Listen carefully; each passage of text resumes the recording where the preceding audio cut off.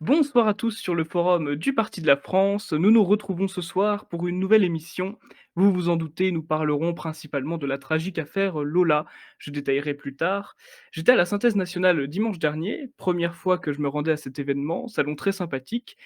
On se sent à la fois chez soi, et d'ailleurs Thomas Joly, notre président, nous a fait un magnifique discours, ce qui me fait penser que nous sommes sous le coup de la loi, malgré la permissivité de Telegram. J'ai pu rencontrer là-bas Yvan Benedetti, donc la rencontre était très sympathique, je l'ai invité à participer à l'émission Le Forum du Parti de la France, ce qu'il a gentiment accepté et il arrive dans quelques minutes, donc nous aurons l'occasion, directement de le remercier. Il est le porte-parole du Parti nationaliste français et il était président de l'Œuvre française avant que ce mouvement se fasse dissoudre. Il était aussi connu pour avoir été observateur international des référendums en Russie et pour avoir abîmé le matériel du journal Le Quotidien, on le remercie d'ailleurs pour ça, avec Hervé Ryssen, ce qui fait qu'il sera jugé le 2 décembre prochain. Et nous avons Bruno Hyrou. Merci Bruno ce soir d'être avec nous. Vous êtes le secrétaire général du Parti de la France. Bonjour Alexandre, bonjour tout le monde. Merci beaucoup. Je rappelle les règles, allumer son micro pour s'exprimer, l'éteindre lorsque l'on a terminé. Vous savez que l'émission se compose en 2 parties. La première où vous répondez à quelques questions de ma part, une seconde où ce sont directement les auditeurs qui posent leurs questions. Chers invités, vous pouvez bien sûr rebondir sur les réponses de l'un et de l'autre, soyez loquaces. Donc commençons la description de l'affaire en attendant Yvan Benedetti. Le 14 octobre, quasiment une semaine s'est déroulée l'enlèvement de Lola, un symbole de la barbarie étrangère, puisque celle-ci s'est faite tuer, découpée et mise dans une malle par une. Alors là, je ne comprends pas trop mes notes. Un coup, j'ai mis qu'elle était SDF, mais en fait, non, elle n'est pas SDF, parce qu'elle vit dans l'immeuble voisin. Un coup, je dis qu'elle a des troubles psychiatriques, mais en fait, non, elle est saine d'esprit et elle aurait, selon le Parisien, pété un câble à cause de la mort de sa mère. Un coup, je mets qu'elle a été, soumise à un avis d'expulsion, mais en réalité non, elle n'a pas été soumise, à un avis d'expulsion selon Dupond-Moretti. On n'y comprend pas grand-chose dans cette histoire, en réalité, il y a beaucoup d'informations contradictoires. En tout cas, ce que l'on sait, c'est que la meurtrière présumée s'appelle Dabia, que ses motivations sont tout aussi floues. On a d'un coup un trafic d'organes, un autre coup un sacrifice, pour les démons, un autre coup une vengeance familiale. Bon, comme toujours, il ne faut pas compter sur les médias pour nous éclairer sur cette histoire ou même sur les journalistes pour faire leur boulot. Bruno Hérou, vous qui êtes père de famille, cette sordide affaire vous inquiète pour l'avenir de votre descendance? Oui, bien entendu, je pense que ça doit inquiéter tous les pères et toutes les mères du pays, et puis tous les Français par extension. Parce que ce drame horrible est un drame qui s'ajoute à une liste de drames, et si la politique migratoire ne change pas, il y aura d'autres drames de ce genre, malheureusement. Alors je ne me fais pas prophète de malheur, mais c'est logique. On importe des milliers, des milliers, des milliers chaque année. Je crois que chaque année, c'est 200 000 étrangers qui entrent. Des gens qui n'ont pas la même culture que nous, qui n'ont pas le même regard que nous sur la civilisation, sur la vie en société, et pour certains, des gens qui nous détestent et qui ont vis-à-vis de nous une haine du fait que nous soyons des Blancs. Donc, tant que la politique migratoire ne changera pas, on s'exposera à ce qu'il y ait ce genre de drame. Et tout ce que tu expliquais au début, qu'on finit par plus trop comprendre l'affaire, c'est fait pour noyer le poisson, pour pas parler du seul sujet qui compte, c'est que c'est encore un Français, là en l'occurrence une petite Française. On ajoute au drame l'horreur qu'il s'agit d'un enfant, donc on touche à l'innocence. Un être innocent, c'est d'autant plus horrible. Et et le but, c'est que on ne dise pas la vérité. Donc nous, on va la dire puisqu'on est décomplexé au Parti de la France. C'est bien un drame de l'immigration. C'est l'immigration qui est responsable de ce drame, et c'est donc les organisateurs de l'immigration en France qui portent la responsabilité. Qu'ils essayent de nous de détourner notre intention en nous donnant des versions qui changent toutes les 12 heures. On ne changera rien au fond de l'affaire si on arrive à garder les yeux rivés sur la réalité. Des étrangers sont importés en France par les hommes politiques français, et ces étrangers-là, avec la complicité active donc de nos dirigeants, ces étrangers-là massacrent des Français. Vous parliez d'ailleurs, d'innocence, Bruno Hirou. Si je peux me permettre de donner mon opinion sur, je pense à Samuel Paty, il est assez difficile de ne pas faire le parallèle. J'ai été au rassemblement de Samuel Paty samedi matin, prouve que je trouve absolument cet acte odieux et que je le condamne fermement. Mais Samuel Paty, je n'oublie pas également que c'était un professeur, de gauche qui faisait de la promotion de l'immigration et qui a contribué, comme des milliers, des dizaines de milliers d'autres professeurs, au lavage de cerveau de nos enfants pour qu'ils soient des gauchistes. Bien évidemment, ça n'excuse absolument pas ce qui lui est arrivé, mais là, dans le cas de Lola, on est dans l'innocence, pure. Il n'y a pas cette notion de promotion de l'immigration. On parle d'une enfant de 12 ans, il n'y a pas de politique, il n'y a pas d'avis politique ou même d'enjeux activistes, dans ce cadre. Et j'ai évidemment d'autres questions sur Lola, mais je préfère les garder aussi pour qu'il y aura de Benedetti, afin qu'il puisse réagir à vos réponses. Venons sur un sujet un petit peu plus léger en attendant qu'Ivan Benedetti arrive. Le Ballon d'or. On reste un peu sur le thème de l'Algérie, mais Benzema a eu le Ballon d'or. Benzema qui ne se sent pas français, on rappelle, il a dit notamment qu'il n'est en France que pour le sport. La France qui gagne un Ballon d'or. Est-ce que c'est une grande nouvelle, monsieur Hirault? Bon, c'est anecdotique, tant mieux pour les instances, tant mieux pour les clubs, tant mieux pour les fans de Benzema, mais voilà, c'est pas, pour moi, c'est pas un sujet politique. Bon, c'est un footballeur à papier français et à cœur algérien. Il assume ne pas se sentir français, grand bien lui fasse. Quand nous serons au pouvoir, les gens qui ne se sentent pas français, on leur rendra service en les renvoyant dans leur pays d'origine ou de cœur. Mais en soi, c'est un non-événement politique. Voilà mon opinion sur le sujet. Je ne sais pas si tu souhaites rebondir ou m'interroger plus avant.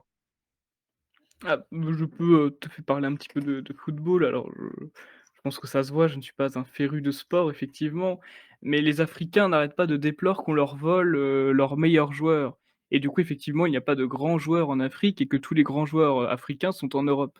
Moi, je leur dis aux Africains: «Ne vous inquiétez pas, on vous comprend, on comprend votre peine, on veut, essayer de la résoudre et pour résoudre votre peine, on vous renvoie vos grands joueurs avec grand plaisir».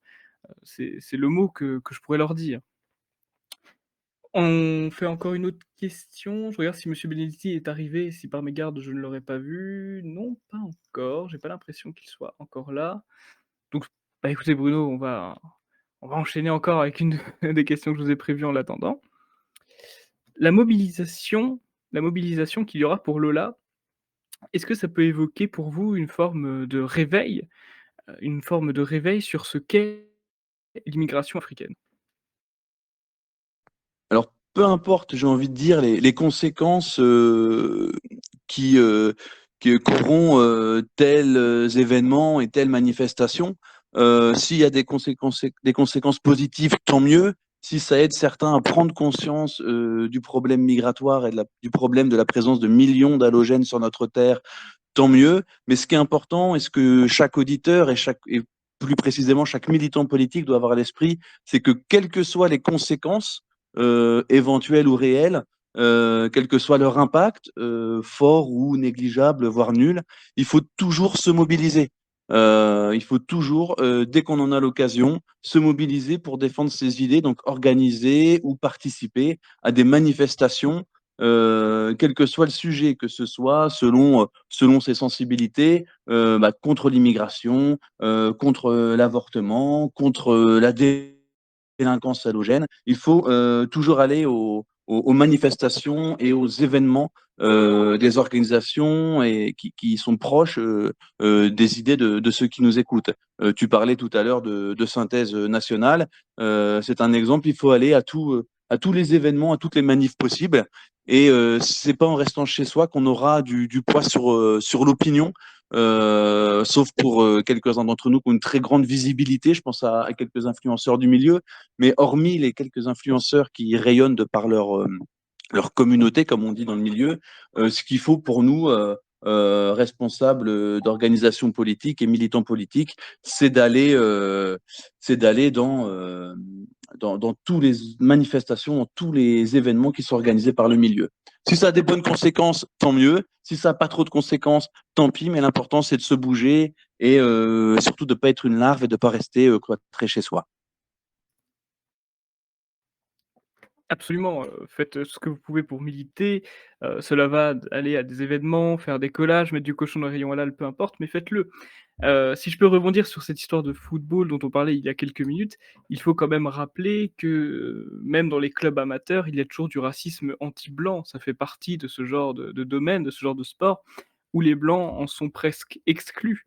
Et d'ailleurs Éric Zemmour en avait parlé, comme quoi les blancs qui étaient dans les clubs de sport, étaient complètement moqués, étaient singés. Et il faut donc rappeler que Benzema en la ballon d'or pardon de Benzema, c'est symbolique de l'anti-France finalement. Et pour en revenir à cette histoire de Lola, Bruno Hirault, heu, qu'est-ce que ça vous fait de savoir que le Rassemblement national annule sa marche pour elle? Est-ce que c'est une forme de reniement national? Alors oui, tout d'abord. Après, moi, je suis pas surpris que le Rassemblement national ait finalement pris ses distances d'avec, les manifestations, en hommage à Lola. Hem Quand nous avons organisé des manifestations à Ouistreham il y a maintenant 4 ans déjà, les élus RN, ne s'étaient pas rendus aux manifestations et les militants RN avaient eu l'interdiction de rejoindre, nos manifestations sous prétexte qu'on ne se mélange pas avec le PDF. Là, nous avons le Rassemblement national qui a snobé Reconquête. Tout comme d'ailleurs parfois nous sommes snobés, mais là ce n'était pas le cas et on s'en réjouit. C'est de la politique politicienne, c'est de la petite soupe. C'est un état d'esprit boutiquier. On pense à la réputation de sa boutique avant de penser aux causes qu'il y a à défendre. Alors je le déplore complètement, mais malheureusement je ne suis pas surpris. Ma surprise c'était plutôt que Jordan Bardella avait annoncé sa participation aux côtés notamment d'Éric Zemmour. Ça aurait pu envoyer un grand signal à toute la famille nationale et puis aux élites aussi, aux élites politiques, de voir que finalement le RN n'était pas tout seul dans son coin avec ses 89 députés inaudibles et transparents, mais et muets d'ailleurs, mais que il savait s'allier avec des mouvements plus radicaux, mais pas moins sérieux. C'est le cas notamment de Reconquête et du Parti de la France pour citer que ces deux-là. Donc je ne suis pas surpris. Je déplore l'état d'esprit boutiquier du parti mariniste. Faut savoir que nous n'avons jamais ostracisé qui que ce soit. On a accueilli tout le monde dans les quelques manifestations qu'on a pu organiser et on se rend dans toutes les manifestations possibles, à tous les événements possibles qui sont utiles pour la droite nationale et pour la famille nationale en général. Donc ce comportement boutiquier, non, ne me surprend pas du tout. Le volte-face de Bardella est un peu inquiétant parce qu'il est jeune et il a l'air déjà, malheureusement, j'espère que je me trompe, mais il a l'air déjà soumis au pire du marinisme, c'est-à-dire le RN tout seul, quitte à être impuissant. Et d'ailleurs, vu qu'on parle du Rassemblement national, allons-y, on le sait très bien qu'il y a une forme de rivalité entre Louis Alliot et Jordan Bardella. Qui sera donc le prochain président du Rassemblement national? On voit que Louis Alliot, selon le Huffington Post, je ne sais pas si vous connaissez le journal de gauche, selon le Huffington Post, Louis Alliot considère que Jordan Bardella est un petit peu trop radical dans sa ligne. Bon, nous ça nous fait rire, mais faut s'imaginer que c'est Louis Alliot qui parle. Donc que Jordan Bardella est un peu trop radical dans sa ligne, notamment concernant le grand remplacement, et que Louis Alliot est plutôt sur la ligne tempérée. Est-ce que vous pensez, vous, que Jordan Bardella est trop radical, Bruno? S'il était radical, ça se saurait. Et je pense qu'il ne serait pas en train de candidater à la présidence du Rassemblement national. Et son changement d'avis de quasi dernière minute concernant sa participation qui a capoté du coup au Rassemblement parisien pour Lola est la meilleure preuve du fait que c'est du marinisme pur jus. Il est encore jeune, j'espère qu'il réalisera certaines choses et que son comportement pardon, pourra changer, mais pour l'instant, que ce soit l'hystérique antifasciste Alliot ou le timide mariniste Bardella, pour l'instant, il y a rien d'intéressant pour nous, à ce niveau-là. Merci Bruno Hirou de votre réponse. Et pour finir sur Louis Alliot a dit, donc citation: «Les Français ont condamné électoralement la ligne inquiétante portée par les adeptes les plus déterminés du grand remplacement». Sous-entendu, Éric Zemmour a fait un mauvais score et donc il ne faut pas se rapprocher de sa ligne et donc il faut bien être tiède si on veut espérer remporter les élections. Je vois que Yvan Benedetti nous a rejoint. Yvan Benedetti, je vous donne donc, la parole. Merci beaucoup d'être avec nous ce soir. Vous êtes un petit peu en retard, mais comme je l'expliquais à mes auditeurs, c'est parce que vous étiez au rassemblement pour Lola. Nous vous remercions d'y avoir été. Pour ma part, j'irai dimanche prochain parce que c'est dimanche à Dijon. Merci d'être avec nous ce soir, Yvan Benedetti.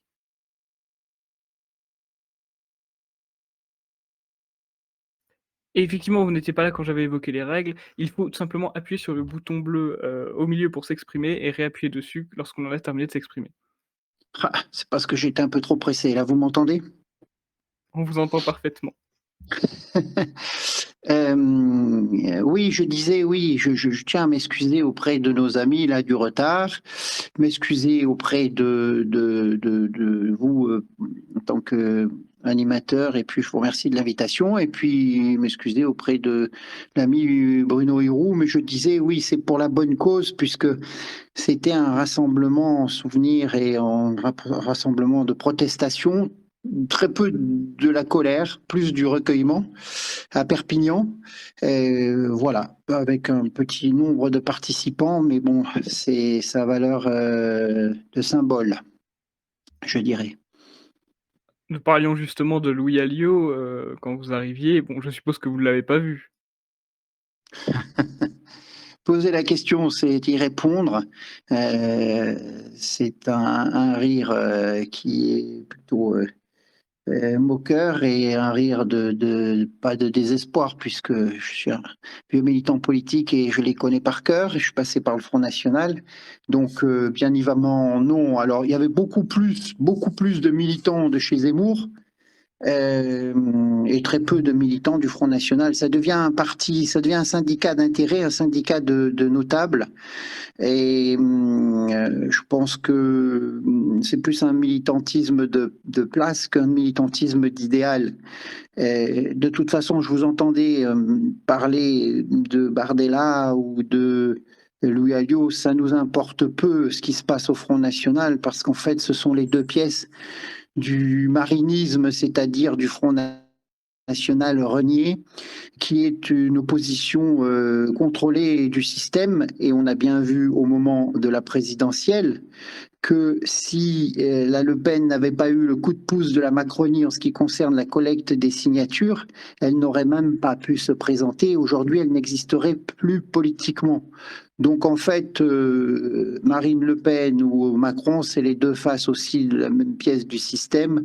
L'un a besoin de l'autre. Macron avait besoin de la Le Pen à l'élection présidentielle pour légitimer l'élection et pour se faire élire au second tour. C'est pour cela que j'ai très peu souscrit, enfin nous avons très peu souscrit, mes amis et moi, au tout sauf Macron, en indiquant que pour se débarrasser de Macron, il fallait d'abord se débarrasser de l'opposition contrôlée, c'est-à-dire de Marine Le Pen. Et on le voit bien aujourd'hui, où elle s'est réinstallée au centre de l'opposition à la Macronie dans le camp national, avec ses 89 députés qui lui apportent 10 millions d'euros par an. Et donc, en fait, la politique du Front National renié et de la Le Pen, ça sera de gérer ces 10 millions d'euros par an. Et je suis certain qu'elle n'est pas intéressée à faire tomber le gouvernement, parce que ça serait basculer dans une incertitude quant à ce financement et quant à ces 10 millions. Donc, il y a bon le système, il y a bon les 10 millions d'euros. Le principal, c'est de les garder. Merci Yvan Benedetti pour votre réponse. Et justement, vu qu'on parlait de Louis Alliot, vous avez vu Louis Alliot a récemment, décoré, Klarsfeld pour sa lutte contre l'antisémitisme. Vous pensez que c'est parce qu'ils se sont directement, personnellement concernés ou c'est pour une question de bonne image? Ça a toujours été sa ligne. Alors, On parle de ses origines qu'il n'a pas cachées, mais je crois que même du point de vue des idées, il s'est toujours placé dans la famille de pensée qui dépend directement du magistère du judaïsme politique. Et pour prendre la mairie de Perpignan, de toute façon, il a dû passer une alliance avec la franc-maçonnerie qui est toute puissante dans le coin. Alors je dois dire que là, je suis à Perpignan, je participais à la manifestation au centre de Perpignan. Il fait un travail intéressant quant à la gestion de la ville.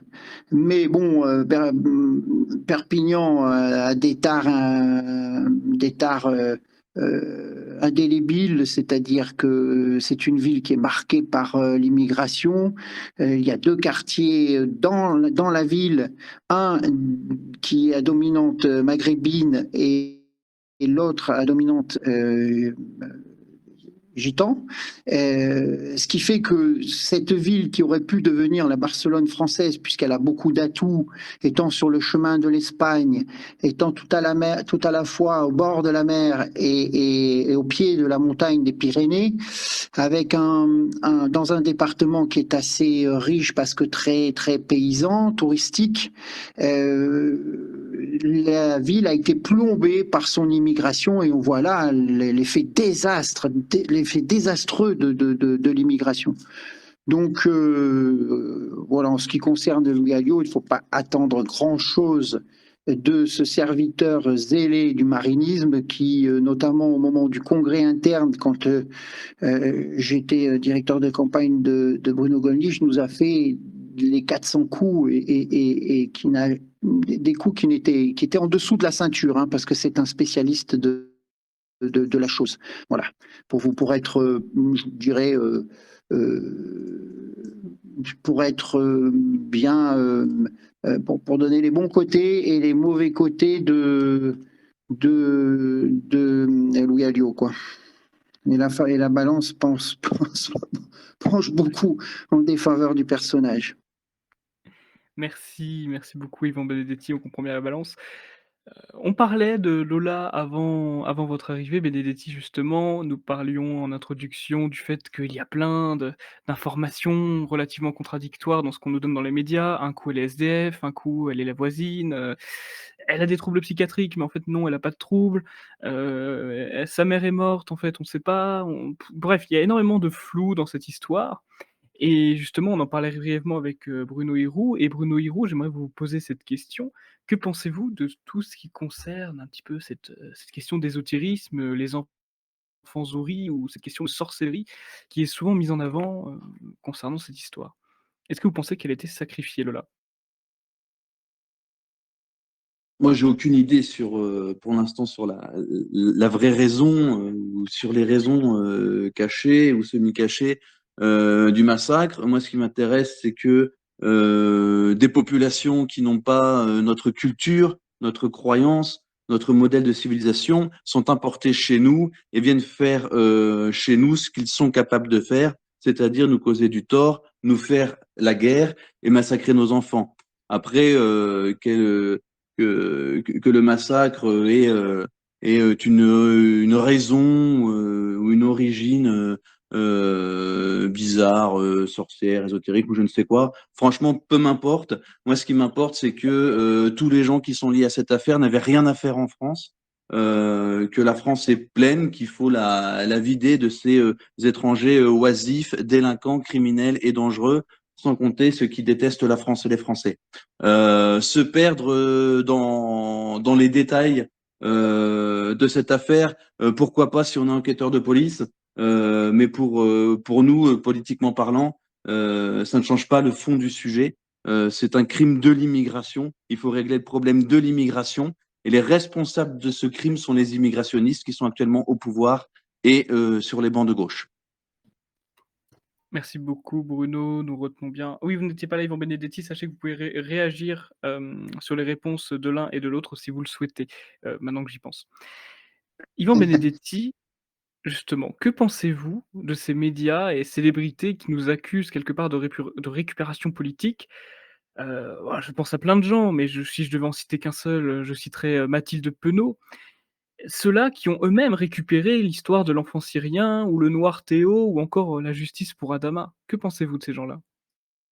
Ah ben, vous avez posé le problème. Alors tout d'abord, simplement pour rebondir un petit peu sur ce que disait Bruno Hyrou, totalement d'accord avec lui. On se contrefout du type de crime que cela peut être. C'est un crime de plus et c'est, je dirais, un crime de trop, hein. L'assassinat de la petite Lola qui vient s'ajouter mais à une liste très longue de centaines de meurtres, d'assassinats, de milliers de viols, de vols, d'insultes, de mépris.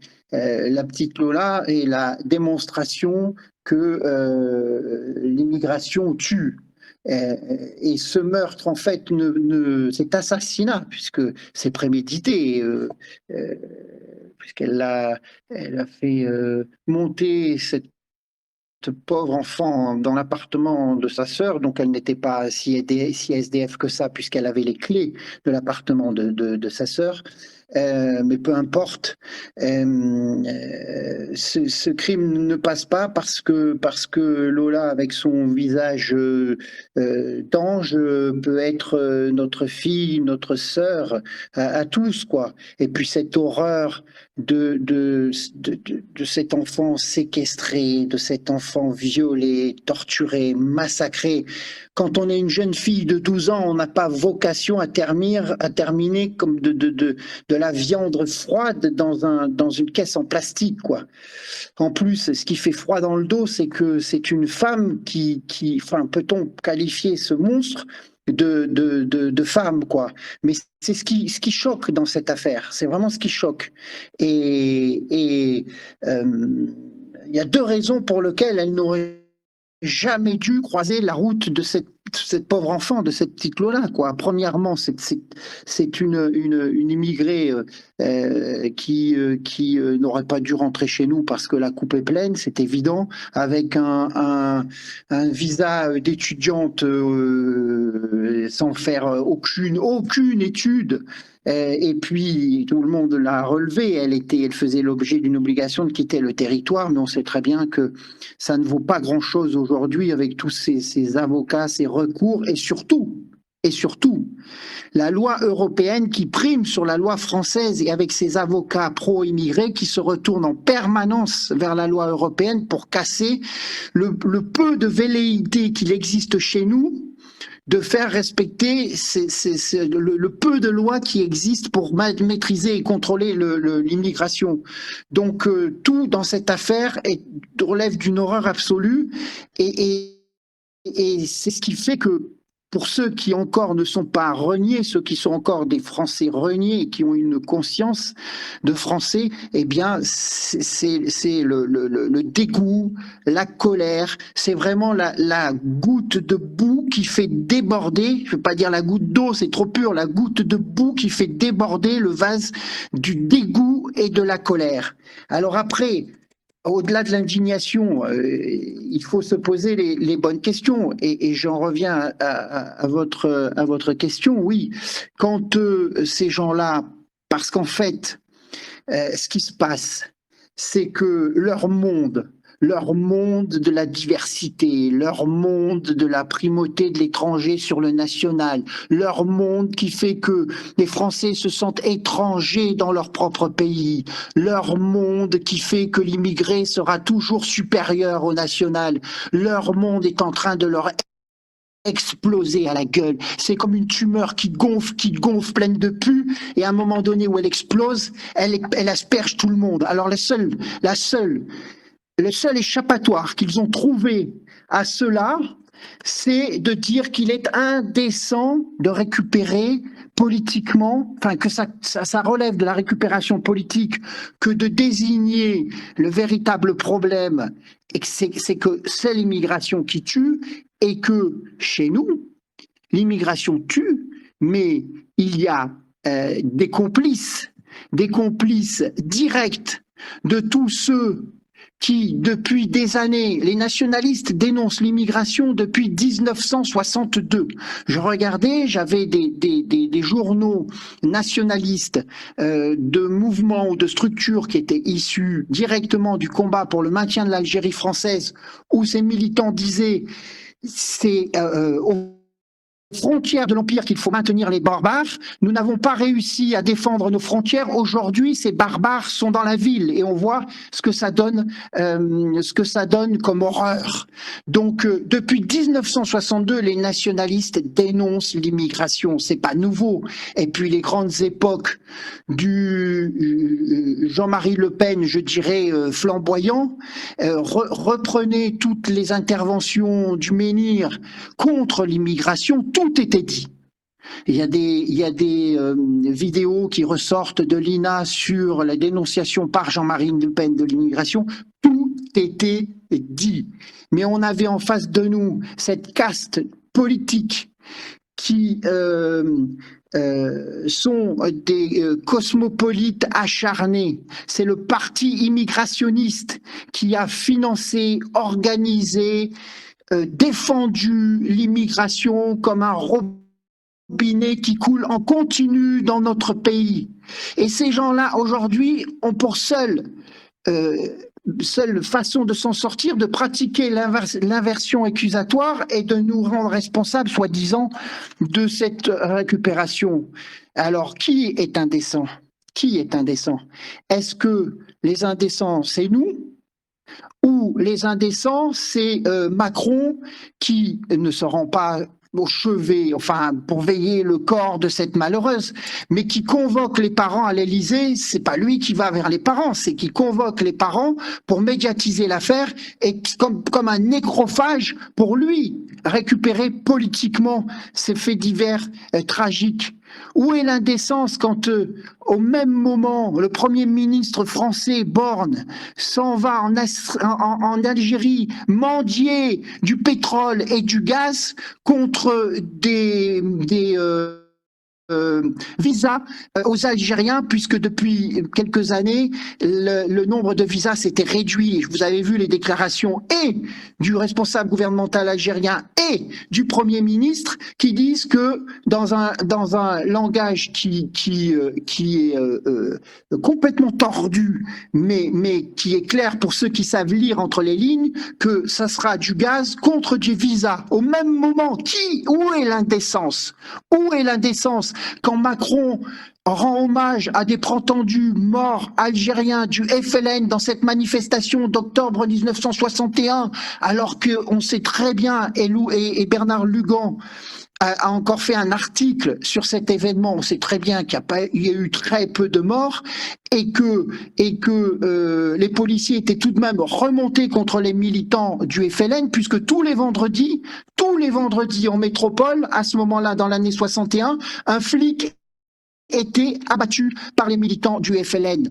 Qui est indécent quand ce Macron critique l'institution policière et rend hommage à des Algériens qui ont massacré nos compatriotes dans cette terre que l'on a façonnée et dont on a même donné le nom.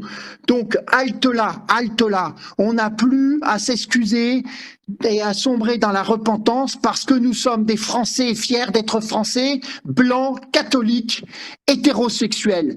C'est terminé et il faut bien qu'ils le comprennent. Merci beaucoup Yvan Benedetti, on ressent bien votre colère face à ce qu'il se passe et face également à l'injustice, à l'injuste traitement médiatique que l'on peut recevoir sur cette question d'indécence. Bruno Hirault, j'aurais aimé vous demander, là je vous interroge en tant que secrétaire général du Parti de la France, le Front national ainsi que Reconquête d'ailleurs, ne propose pas le rétablissement de la peine de mort. On rappelle que, les meurtriers de la petite Lola ne prendront que 20 à 30 ans maximum.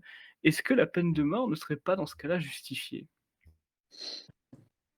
La peine de mort est complètement justifiée. D'ailleurs, à l'époque de la non moins terrible affaire Maëlys, nous avions relancé une campagne d'affichage rappelant l'attachement du Parti de la France au rétablissement de la peine de mort pour les assassins d'enfants. C'est la moindre des choses. Quand on touche à l'enfance, on touche à l'innocence. Il n'y a rien de plus injuste que de faire du mal à un enfant. Et dans le cas de Lola, d'ailleurs, on a dépassé toutes les limites de ce qu'on peut imaginer. Donc bien évidemment que la peine de mort est prévue par le Parti de la France dans ces cas-là. Nous en avions fait une campagne d'affichage il y a quelques années, à l'époque effectivement de l'affaire Maëlys. C'est la moindre des choses, c'est justice depuis qu'il n'y a plus la peine de mort au sommet des peines dans le système judiciaire français. Eh bien, ce système judiciaire perd la tête, marche à l'envers et devient une usine à fabriquer des sketchs, mais pas des sketchs qui font rire, des sketchs dramatiques. Merci Bruno Hirou. D'ailleurs, il faudra qu'on dise un petit mot pour les personnes qui avaient arraché les affiches du rassemblement de Lola. On a pu voir ça sur les réseaux sociaux. Ça me paraît totalement indigne comme comportement. Et Yvan Benedetti, vous partagez le même point de vue que le Parti de la France concernant la peine de mort? Ah, totalement. Totalement. Quand on s'en prend à des enfants, quand on s'en prend à des vieilles personnes d'ailleurs aussi, parce que vous savez, moi je ne pense pas que nous sommes dans une guerre de civilisation. Je pense que nous sommes dans une guerre de la civilisation contre la barbarie. Et dans un monde où règne la loi des plus forts, où l'autorité publique a totalement démissionné parce qu'en fait elle est complice, hein, idéologiquement elle est complice, parce qu'ils sont profondément cosmopolites, eh bien, ce sont aussi les vieilles personnes qui sont victimes des actes barbares. Et je vous signale que cet été, alors on a battu tous les records, notamment en Île-de-France. On a battu tous les records de viols, on a battu tous les records de meurtres. Eh bien, il y a un immigré congolais qui a violé 2 vieilles personnes victimes d'Alzheimer dans un hôpital et qui, en sortant de l'hôpital, a violé une gamine de 12 ans. Donc vous voyez, ce sont toujours les plus faibles qui sont victimes des sociétés barbares où règne la loi du plus fort quand il n'y a plus d'État qui rend la justice.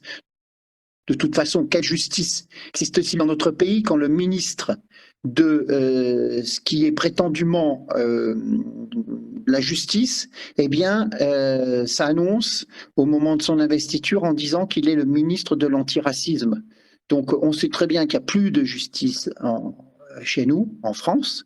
Mais bon, ça fait du bien quand le ministre en charge de cette fonction, prétendument en charge de cette fonction, avoue qu'il est ministre de l'antiracisme avant d'être le ministre de la Justice. Bien évidemment. Donc, toutes ces enfants, ces femmes, ces vieilles personnes qui sont victimes de la barbarie qui a envahi notre société, eh bien, il faut une réponse ferme. Et la réponse ferme, c'est la peine capitale pour les tueurs, parce que la peine de mort n'a jamais été abolie. La peine de mort a été abolie pour les assassins, les meurtriers, mais elle n'a pas été abolie pour les victimes. Chaque semaine, on a quelqu'un qui est victime de la peine de mort que lui inflige ces barbares.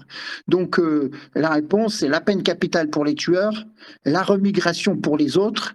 Mais dans cette histoire, il faut pas oublier ceux qui sont les commanditaires indirects par leur politique d'immigration, pro-immigration, et complices directs par cette même politique. Donc il faut le plus dur des châtiments pour tous ces complices immigrationnistes, les médias, et on a bien vu qu'ils sont montés au créneau. Alors, pour taire les rassemblements, ici à Perpignan, aucune annonce dans les médias locaux du rassemblement d'hommage à Lola et de protestation. Hein. Les politiques, n'en parlons pas, qui depuis des dizaines d'années, de droite ou de gauche, ont favorisé l'immigration. Donc les politiques qui sont responsables, les associations antiracistes qui organisent l'immigration, les aident les immigrés pour toucher toutes les aides existantes, et puis pour faire taire les opposants comme nous, et aussi les juges. hein, les juges communistes, les juges communisants, les juges francs-maçons, les juges antiracistes. Et pour prendre que ma petite personne, j'ai dernièrement été condamné à 60 jours de prison, enfin 60 jours de jours amende à 50 €, mais comme j'avais annoncé que je ne paierais pas les amendes, ça équivaut à 60 jours de prison. J'ai fait appel pour un article condamnant l'immigration sur Jeunes Nation. Donc il ne faut pas les oublier. Peine capitale pour les tueurs, remigration pour les autres et le plus dur des châtiments pour tous ces complices immigrationnistes. Voilà ce que nous proposons et je pense que là-dessus nous rejoignons avec le Parti de la France. Bien sûr, nous nous rejoignons sur beaucoup de points et justement vous parliez de Dupond-Moretti. J'aimerais lire le communiqué de notre président Thomas Joly ce matin, comme pour demander évidemment à Bruno Hyrou, le secrétaire, ce qu'il en pense. Les vociféra excusez-moi, je suis un peu dyslexique. Les vociférations des capots de la bien-pensance sont insupportables, alors que ces immigrationnistes fous sont les premiers responsables du calvaire de la petite Lola. Ils n'ont que les mots récupération, indécence, indignité à la bouche parce que les Français veulent exprimer leur colère légitime dans la rue. En pareille circonstance, ces ordures cosmopolites ne devraient faire qu'une seule chose, fermer leur sale gueule. Ce cinéma politico-médiatique destiné à masquer leur culpabilité est une insulte à la mémoire de cette jeune fille massacrée par un monstre importé d'Algérie. Il faudra un jour que toute cette engeance rende des comptes et notre bras ne tremblera pas. Que pensez-vous de ce communiqué de presse, Bruno Hyrou? Ouais, je souscris totalement. Bon, c'est pas une surprise, bien évidemment pour vous, j'imagine. Non, je souscris totalement. Ce ministre déplorable et toute la clique antiraciste, hein, qu'a bien dénoncé Yvan tout à l'heure, à l'instant là, sont responsables et coupables. Ils essaient de cacher leur culpabilité en déviant le tir, en parlant d'indécence, de récupération, d'extrême droite, etc. Leur société, la société qu'ils nous imposent avec leur idéologie à eux, est une société de mort, une société de conflit, une société violente, une société opposée à ce que nous sommes. Là aussi, Yvan le rappelait tout à l'heure, des blancs hétérosexuels catholiques. C'est une guerre de civilisation qui est menée sur notre sol et le cerveau de l'opération, c'est pas les espèces de débiles légers qui se trimballent une machette à la main pour nous massacrer. Les cerveaux de l'opération, ce sont tous ces gens qui sont dans leur beau costume au pouvoir à Paris. Oui, très bien. Yvan Benedetti, vous disiez tout à l'heure, la peine de mort n'a pas été supprimée pour les coupables, pour les victimes, excusez-moi, elle n'a été supprimée que pour les coupables. C'était ce qu'avait, tweeté Jean-Marie Le Pen l'année dernière à l'occasion, de l'anniversaire, malheureusement, du triste anniversaire de l'abolition de la peine de mort. Mais vous, Yvan Benedetti, vous qui faisiez partie de mouvements dissous par le gouvernement, qui prévenaient justement que l'immigration était un danger à l'instar, du Bataclan et de Charlie Hebdo, ne pensez-vous pas que ceux qui nous dirigent devraient se sentir coupables de ces atrocités? C'est important, impossible pour eux de se sentir coupables parce que ils partagent l'idéologie cosmopolite. Ce ne sont des Français que de passeports, que de cartes d'identité, mais ils sont totalement dénationalisés et ils œuvrent dans leurs officines pour l'avènement je dirais même pas d'une gouvernance mondiale, parce que quand on a vu le traitement du Covid partout sur la planète, à l'identique.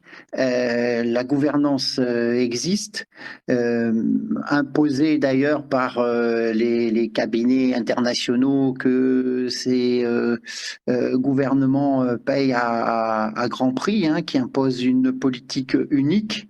Mais plutôt vers un gouvernement mondial. Et c'est pas d'être complotiste que de l'affirmer, puisque en fait, il y a deux modèles de société et ce n'est pas nouveau. Barrès disait déjà, c'est la vieille querelle entre les nationalistes et les cosmopolites. Donc, vous voyez, c'est pas nouveau tout cela.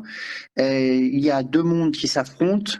deux philosophies de vie différentes, deux conceptions de la politique qui s'opposent radicalement. Il n'y a aucun complot dans tout cela. Il y a ceux qui croient aux sociétés enracinées, ceux qui croient à la loi du ciel, la loi du sang, la loi du sol, et ceux qui font fi de tout cela, qui ne sont que des déracinés, qui sombrent d'ailleurs dans le transhumanisme, c'est pas étonnant, tout se tient, qui veulent imposer un gouvernement mondial. Et je ne sais pas si vous avez vu, certainement que oui, vous êtes des politiques avertis et des militants de longue date. Je pense à Bruno Hirault, à qui je rends hommage ce soir. Eh bien, Attali a bien dit que le gouvernement mondial est inexorable et qu'il y aura un revenu minimum mondial et qu'il y aura trois classes, hein, la classe supérieure des nantis, des profiteurs, la classe des déclassés en bas, et puis la classe intermédiaire qui rêve d'intégrer la classe des privilégiés et qui vit dans la peur permanente de tomber dans la classe inférieure. Donc, faut pas s'étonner de la part de ces gens-là. Ils sont au service d'un modèle de société qui est le cosmopolitisme, le mondialisme, le gouvernement mondial, et qui font fi de trois lois que je citais et dont la politique est de détruire les frontières, de détruire notre souveraineté économique et financière, de détruire notre spiritualité, de détruire notre race, de détruire nos traditions et de détruire même, on en est vraiment au dernier stade, les sexes à travers les genres, les transgenres et je ne sais quoi. Donc, ce sont deux projets de société qui s'affrontent et on est dans un combat à mort, elle le voit bien, hein, avec la répression d'abord qui s'abat contre nous, et puis nos pauvres compatriotes qui sont livrés aux barbares, mon Dieu, c'est terrible. Merci beaucoup Yvan Benedetti pour votre intervention. J'aurais aimé que l'on parle aussi, alors pour rappel, je serai à Dijon évidemment au rassemblement pour, Lola, et je vous invite, tous à aller au rassemblement pour Lola parce que c'est très important d'y aller, et j'aurais aussi parlé d'actualité. La CGT notamment, j'aurais aimé avoir votre avis, Bruno Hirault, bon, ainsi que Yvan Benedetti, je vous donnerai la parole ensuite.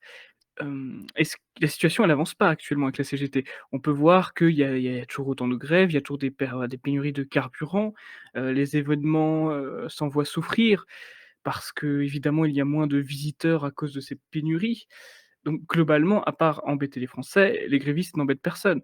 Est-ce que vous partagez cet avis, Bruno Hirault?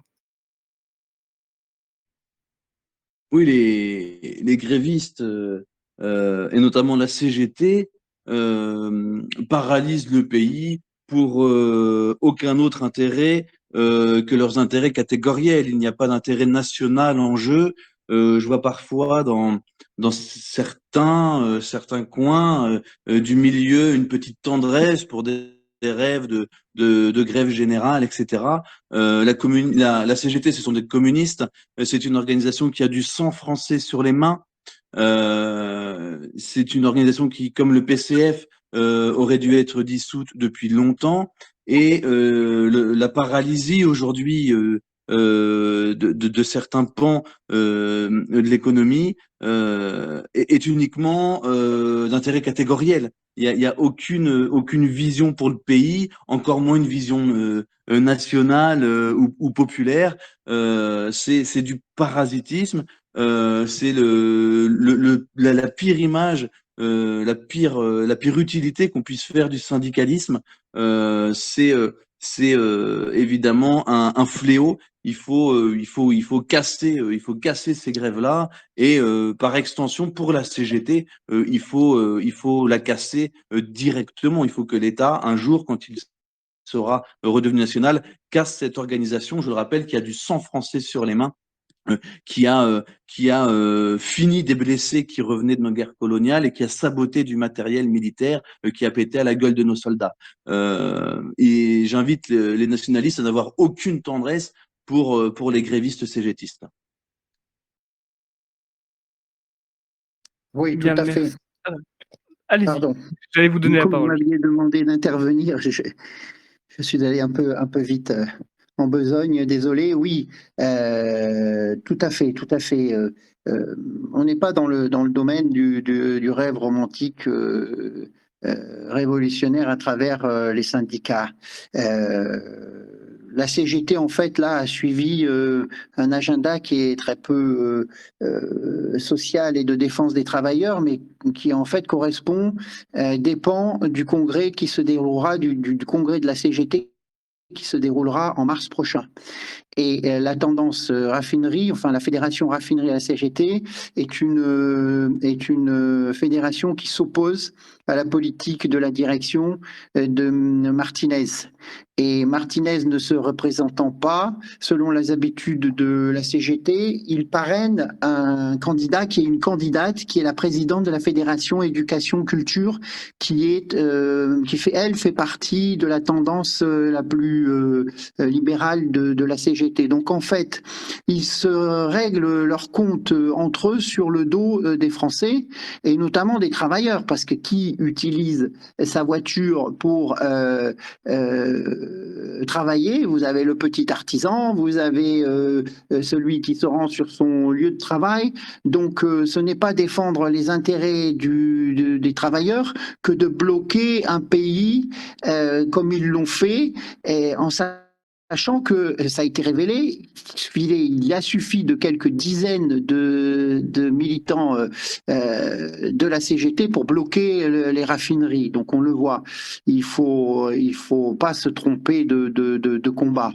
En fait, les syndicats sont des syndicats d'intérêt. Tous, ils croquent du système, ils en croquent du système, ils dépendent du système, ils sont nourris par le système. Souvenez-vous du scandale il y a quelques années où on avait appris que le MEDEF en fait finançait directement les syndicats avec des valises de billets. Tout ça fait partie de l'opposition contrôlée. Vous savez, vous avez une opposition contrôlée électorale qui est le Front National renié, le Rassemblement National et la Le Pen. Vous avez l'opposition contrôlée dans la rue, et je vais peut-être en chagriner quelques-uns, mais je pense à Philippot et les Patriotes, parce que si le PDF ou les nationalistes organisaient des manifestations chaque samedi contre le pass sanitaire, il y a longtemps qu'on aurait été interdit, quand on sait la facilité avec laquelle le régime interdit les mouvements aujourd'hui. Dernier exemple en date étant les identitaires. Et il y a l'opposition contrôlée sur le front social, eh bien ce sont les syndicats. D'ailleurs, les travailleurs sont pas dupes, puisque la dernière révolte de défense du travail s'est faite en dehors des syndicats, a été sabotée par les syndicats, et je pense, vous l'avez vite deviné, je pense aux Gilets jaunes. La dernière révolte de défense du travail, du front de travail, s'est faite en dehors des syndicats, parce que les animateurs, ceux qui ont participé au grand mouvement de révolte des Gilets jaunes, savaient très bien que du point de vue électoral, c'était juste après la présidentielle et la défaite de la Le Pen contre Macron, eh bien on n'arriverait à rien, et que du point de vue du front syndical, on n'arriverait à rien non plus, et c'est pour ça qu'il y a eu ce grand mouvement de descente et de contestation assez musclé, viril dans la rue. Merci beaucoup Yvon Benedetti pour votre intervention. J'aimerais rappeler d'ailleurs que j'avais dit en introduction que nous nous étions rencontrés la semaine dernière, excusez-moi, lors de la synthèse nationale, et que je vous avais invité à mon émission parce que la rencontre était tout à fait sympathique, et dans la mesure où nous avons aussi vu, un bon nombre de personnalités là-bas, il serait, je pense, de bon ton, si vous le souhaitez, de faire votre publicité, je ne sais pas comment dire, pour le congrès des nationalistes à Lyon qui seront les 11, 12 et 13 novembre. Je vous laisse vous exprimer, sur ce sujet si vous le souhaitez. Ah oui, je vous remercie. C'est très, très aimable. Oui, en fait, donc le vendredi 11 novembre, samedi 12 et dimanche 13, nous tiendrons le congrès des nationalistes à Lyon, 3 jours qui se divisent en deux, une journée et demie de travaux internes réservés aux adhérents et une journée et demie ouverte au public. Donc le vendredi et le samedi matin, c'est réservé en interne aux travaux. Nous avons besoin de réfléchir et de travailler sur la structuration du mouvement. Et ensuite, le samedi après-midi et dimanche, ce sera ouvert au public, comme je vous l'indiquais, avec des tables rondes et des interventions de responsables de mouvements, amis, de journaux, associations, personnalités. C'est pour ça que nous avons invité bien évidemment votre mouvement, le Parti de la France, parce qu'il est important aujourd'hui, je pense, de réfléchir. Nous sommes à la croisée des chemins, en sortant d'une période électorale, d'une longue période de tentatives d'asservissement à travers cette opération que nous considérons comme du Covid-19 84, de sidération des foules et du conditionnement des foules pour imposer ce grand reset des mondialistes qui sont un peu dans l'impasse, et puis réfléchir à comment nous pouvons, nous tous, dans l'opposition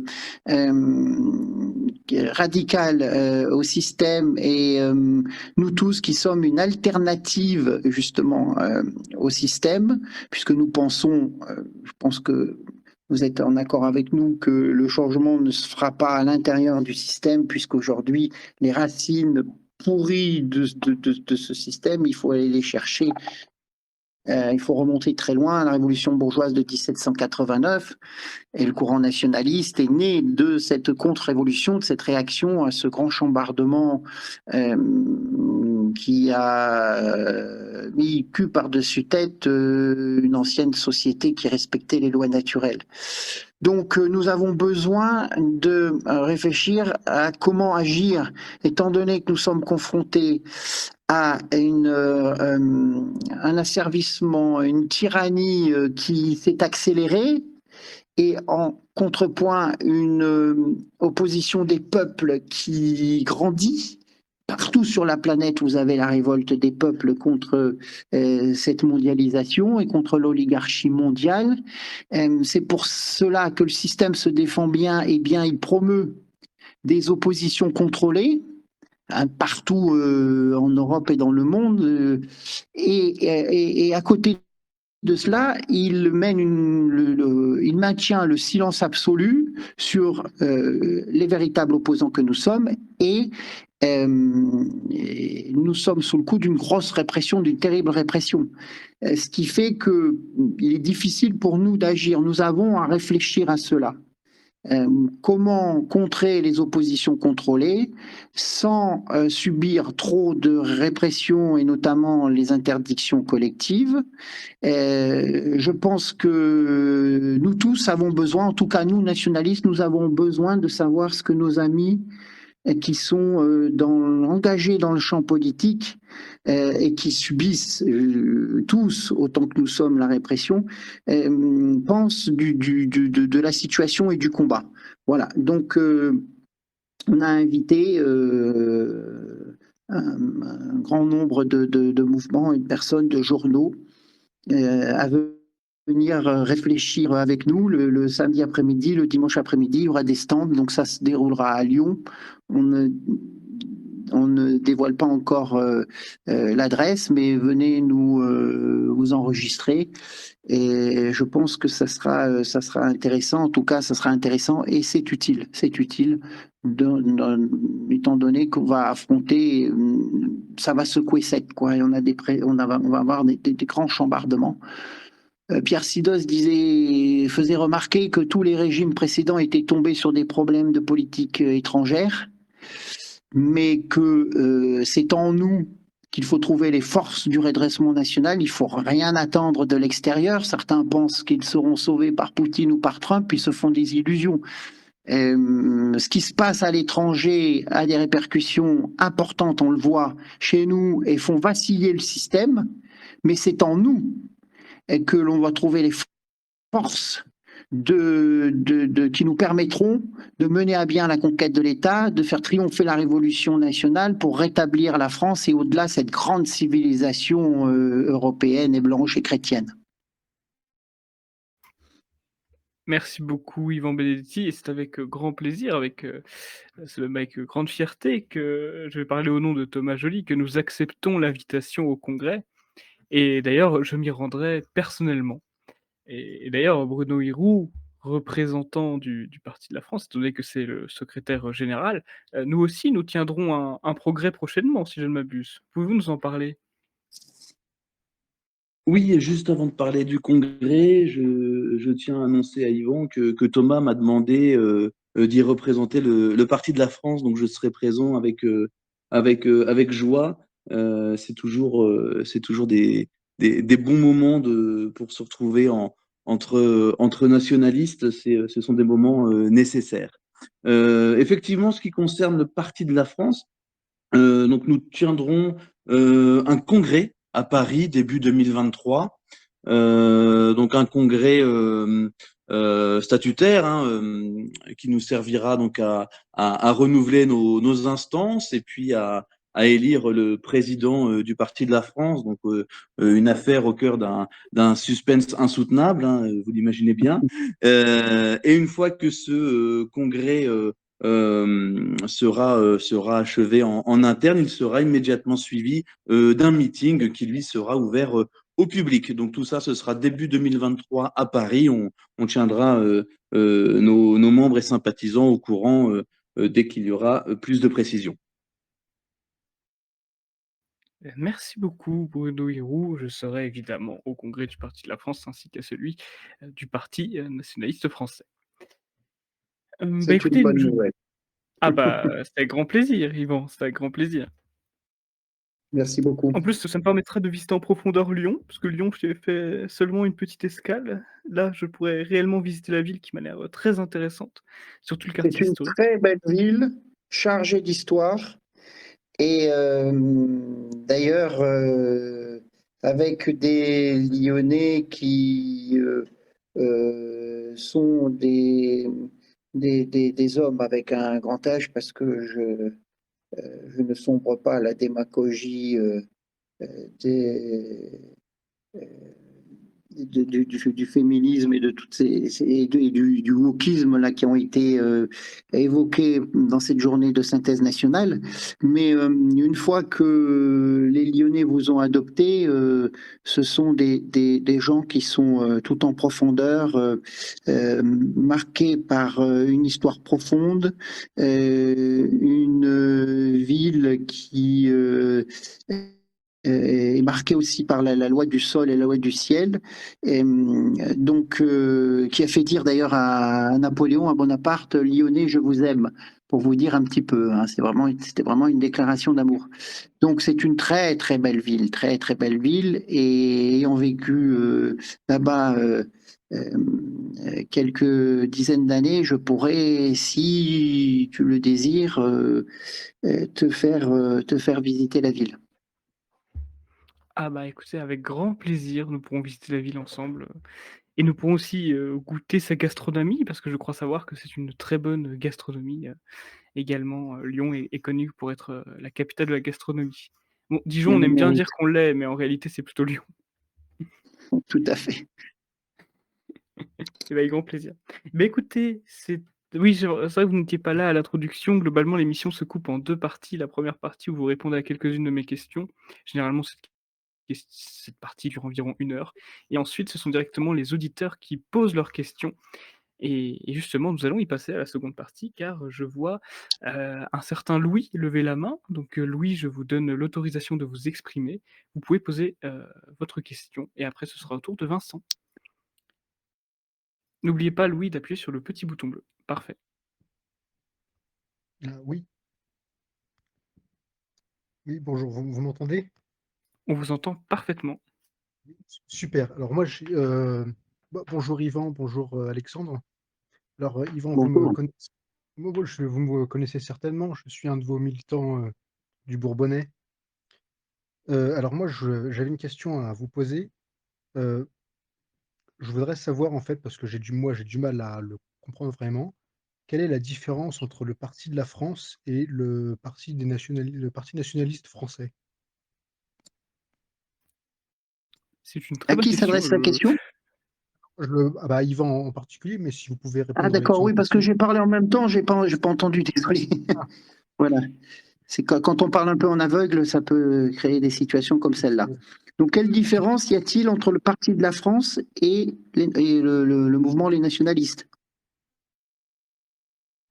C'est ça? Je vais couper le micro, mais oui, c'était exactement la question et effectivement, c'est une question intéressante parce que peut-être que les gens ne connaissent pas les nuances donc je vous laisse Yvan Belletti, répondre et Bruno Héroux, si vous voulez parler au nom du Parti de la France, c'est avec plaisir.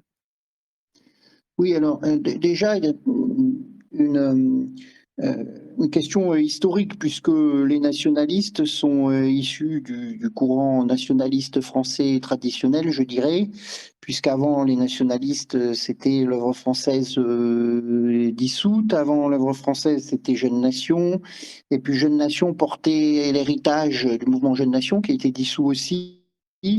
Jeune Nation portait l'héritage du francisme et de cette grande période du fascisme immense et rouge, comme le désignait Robert Brasillac, et lui-même issu, si vous voulez, de ce courant traditionnel, comme je le disais, qui est né de la contre-révolution, de cette réponse à 1789. Donc, nous, on est un vieux mouvement.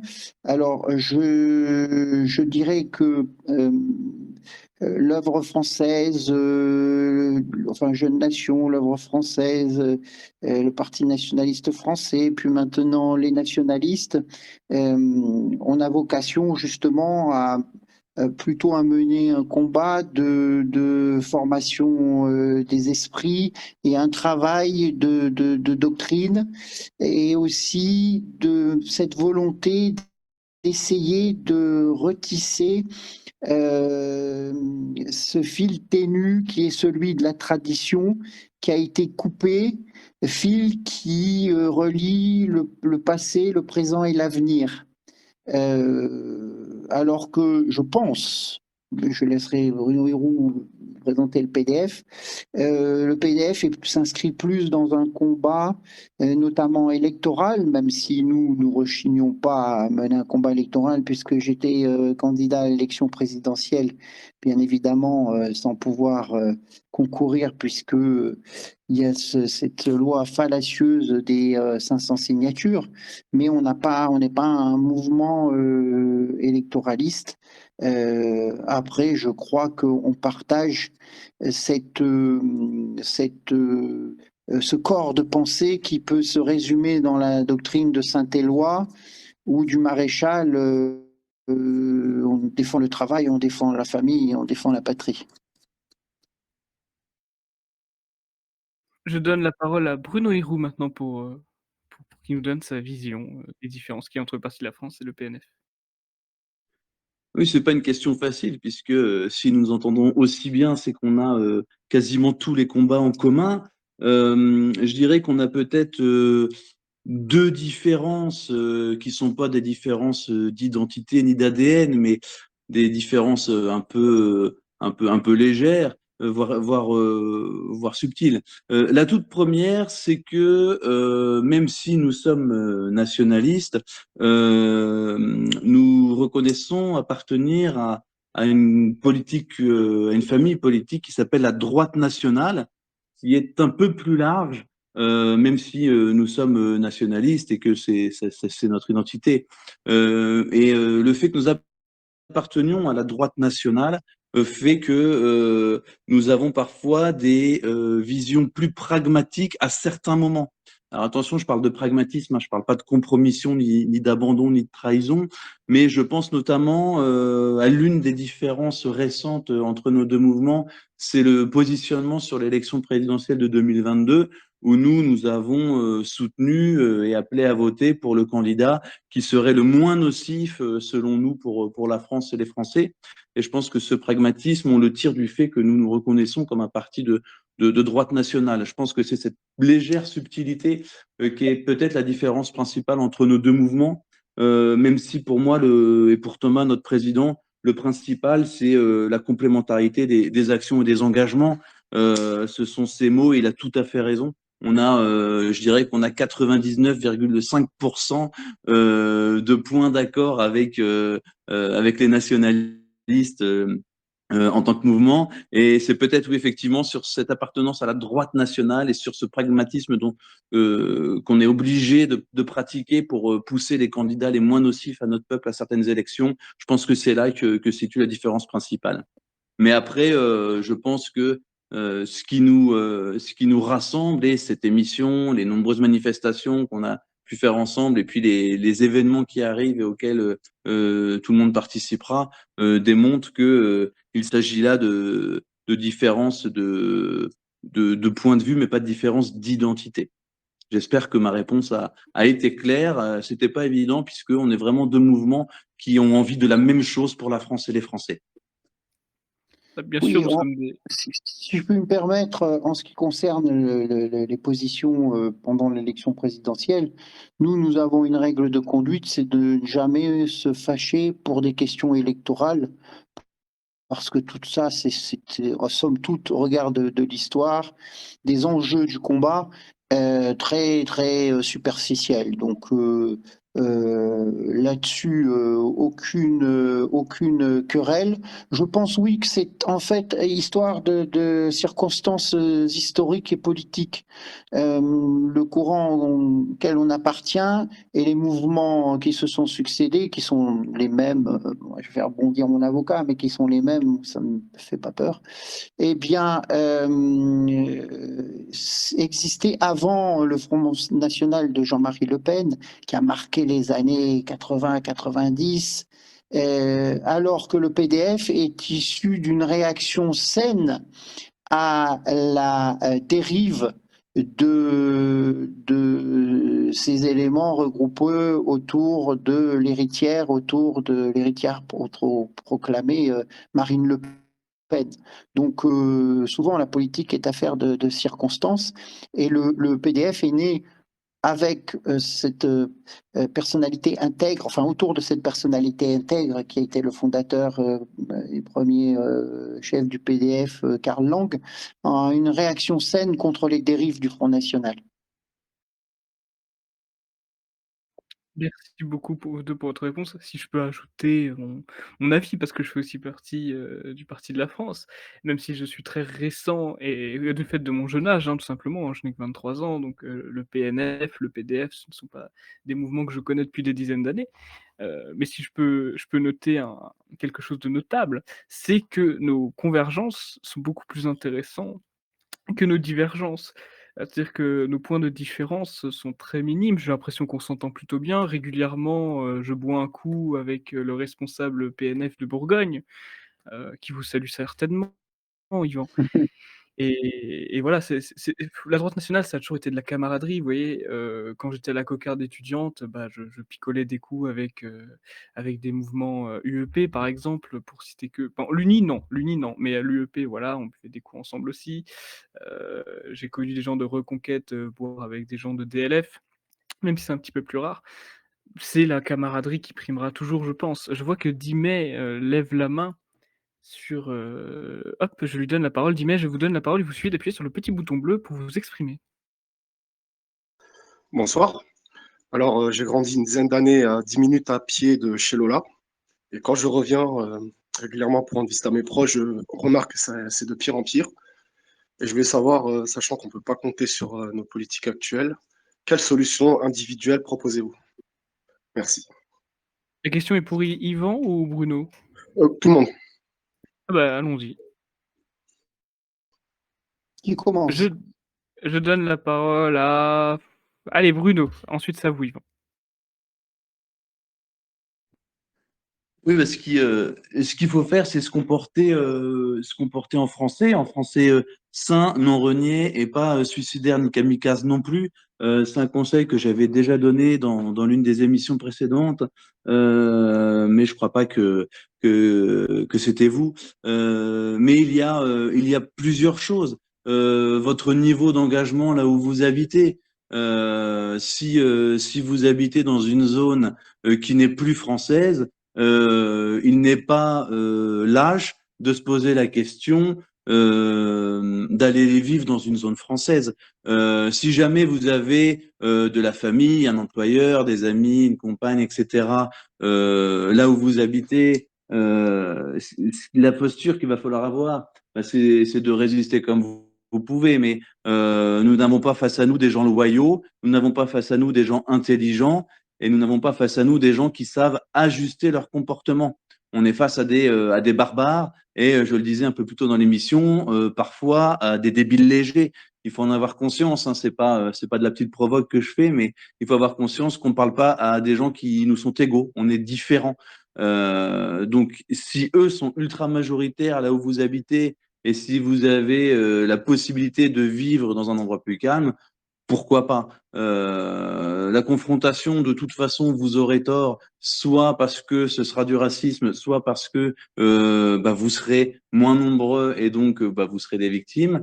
La France n'a pas besoin de sacrifiés supplémentaires. On n'a pas besoin que des gens se sacrifient hors cadre prévu pour ça. La parole est maintenant pour Yvan. La réponse est à deux niveaux. Il y a la réponse individuelle et il y a la réponse collective.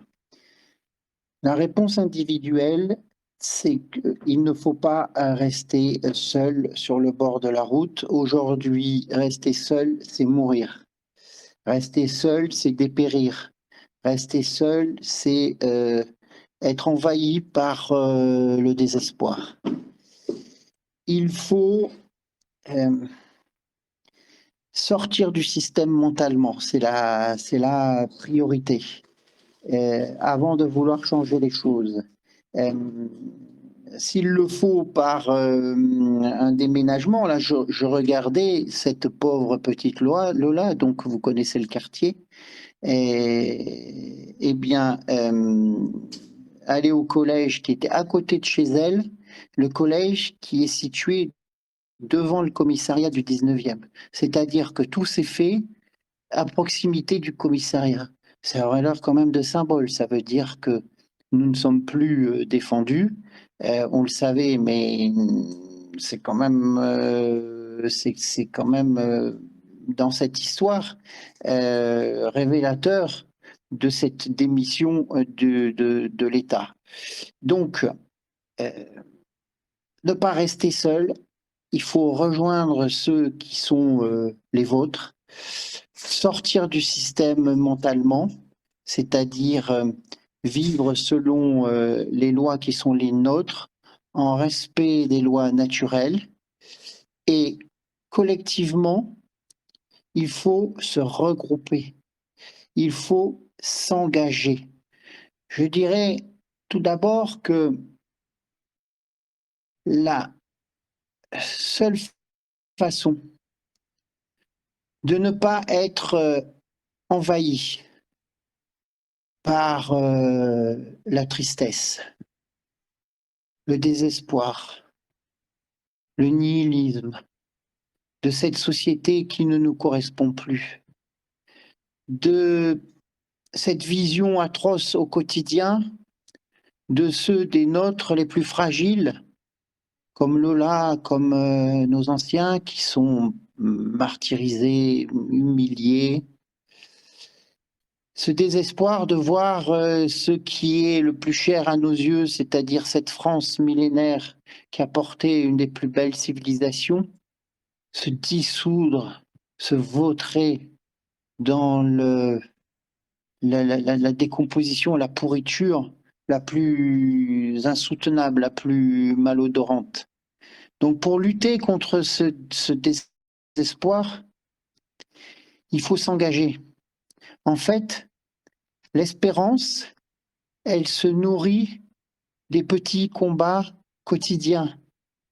Comment est-ce que, pour ma petite personne, j'ai pu tenir toutes ces années, ces 35 ans de combats qui vont de défaite en défaite, de situations qui nous qui font que nous avons une âme qui pleure tous les jours, eh bien, c'est en s'engageant, c'est en menant ce combat au quotidien et en ayant ces petites victoires du jour qui font qu'au soir de la journée, on est victorieux parce qu'on n'est pas passé sous les fourches codines du système, parce qu'on n'a pas renoncé, parce qu'on est toujours debout et fier, parce qu'on est toujours animé de cet idéal qui nous dépasse et qui fait qu'on a peut-être les pieds dans la boue, dans la merde, mais on a le nez dans les étoiles, comme disaient les phalangistes de José Antonio Primo de Rivera, et on a les yeux tournés vers le ciel. C'est ces combats quotidiens, ces petites victoires quotidiennes, c'est peu de choses, mais mis bout à bout, eh bien, ça nourrit notre espérance.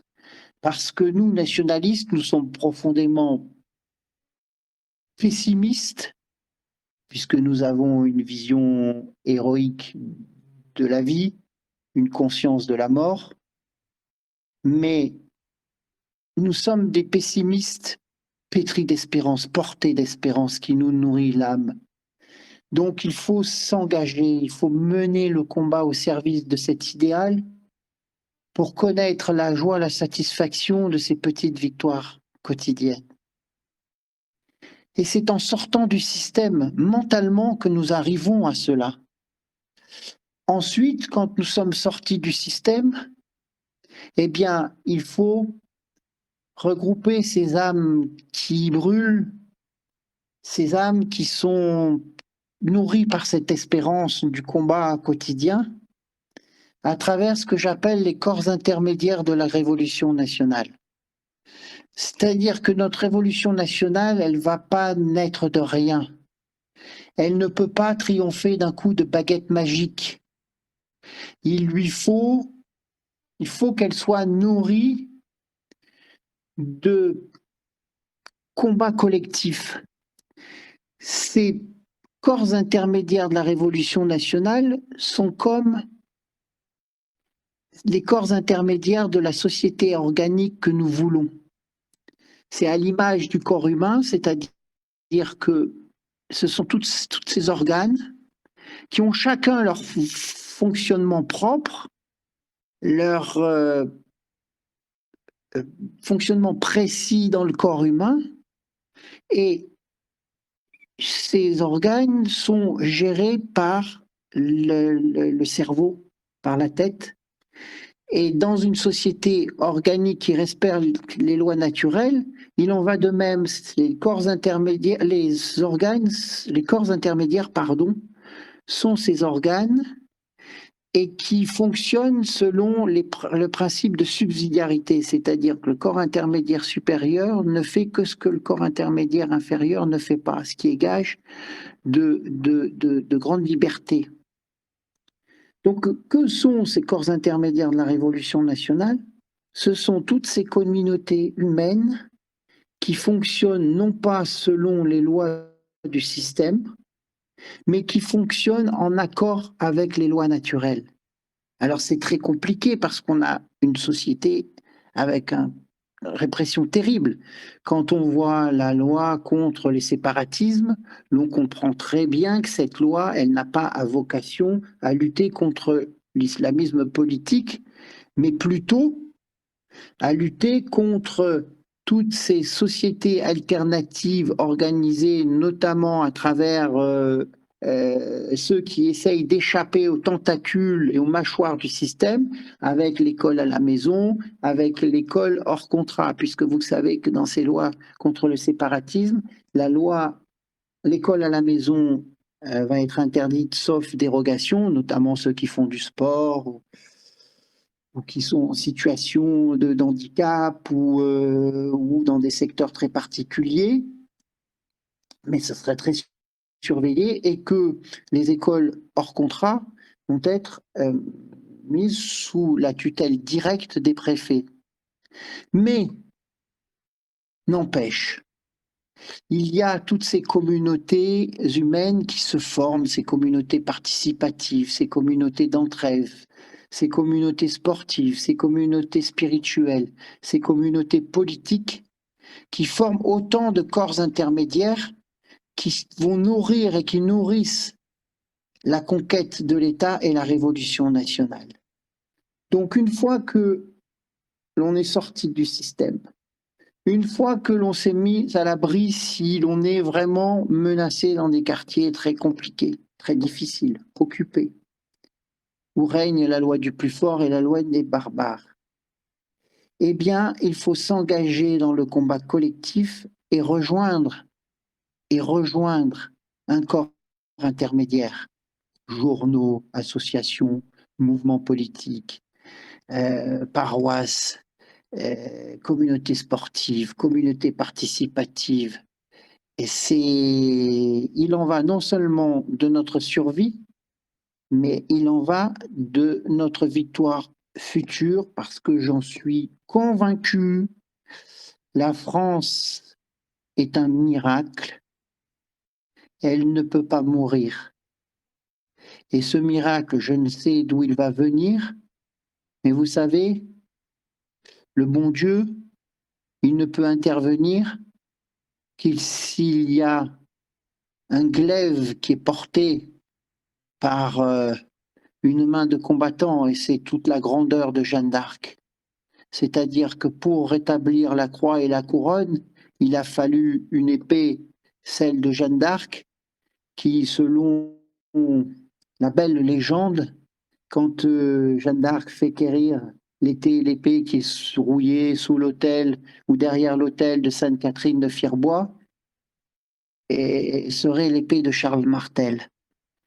Donc, il nous faut toutes ces communautés, tous ces corps intermédiaires qui sont cette épée de Charles Martel, cette épée brandie par Jeanne d'Arc et qui permettra à ce miracle de s'accomplir.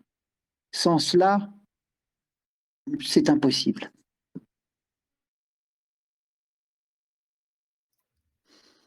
Merci beaucoup, Yvan Benedetti, pour votre belle tirade. Je pense que vous avez répondu de manière parfaitement complète à cette question. On va passer à la question suivante, si vous le voulez bien. Nous avons Vincent qui lève la main, je vous donne la parole. Hop, hop, il vous suffit d'appuyer sur le petit bouton bleu. Oui, bonjour à vous. Merci Bruno, merci Yvan pour votre exposé, votre prestation. J'ai une question à vous poser, à vous deux, Bruno et Yvan. Faut-il interdire les Algériens de venir en France? Ils ont eu leur indépendance. On est originaire, nous, de Oran, dans la famille du côté de ma belle famille, nous, du côté de Essaouira, Magador, au Maroc. Mais là, les pays du Maghreb ont été rendus à l'indépendance. Hein, ils ont été, voilà. Donc, est-ce qu'il se pourrait qu'on interdise les Maghrébins de venir en France carrément, parce que le Maroc et la Tunisie n'est plus un protectorat français, et ni l'Algérie, parce que l'Algérie est une création française. Donc, il faudrait interdire et renvoyer tous les Algériens. Ils ont eu leur indépendance, bien qu'on ait gagné sur le plan militaire. Voilà, j'aimerais bien avoir votre point de vue, s'il vous plaît.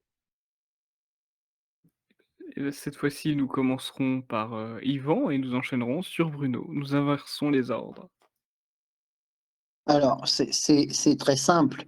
Au point où nous en sommes, il faut non seulement stopper l'immigration, mais il faut encore organiser l'inversion des flux migratoires. C'est une question de survie.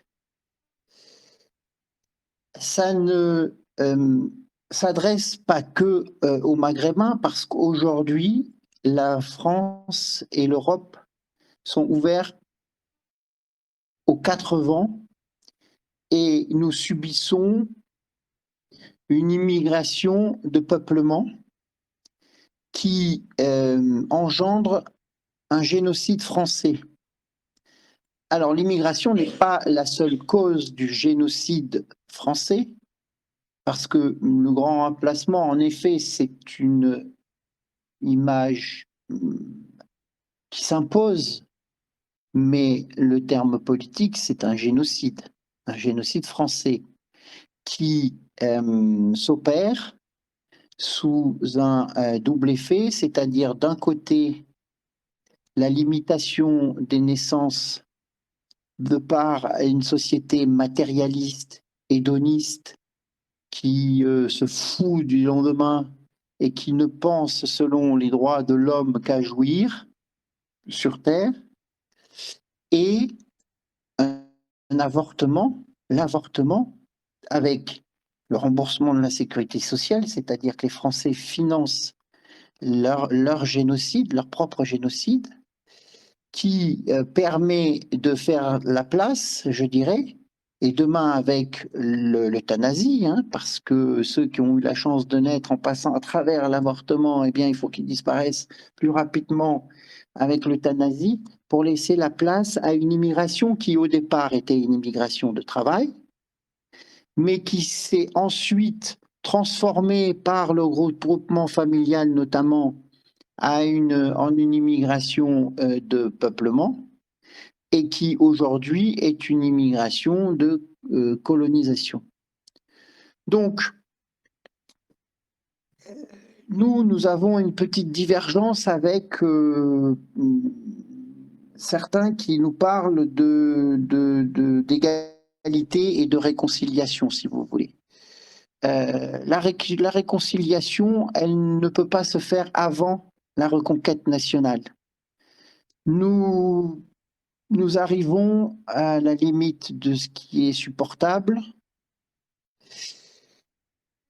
La société à coup de politique antinaturelle est en train, notre pays, notre société sont en train de sombrer. Et donc nous allons vers une grande confrontation qui sera celle qui nous permettra de reconquérir, de rétablir la France.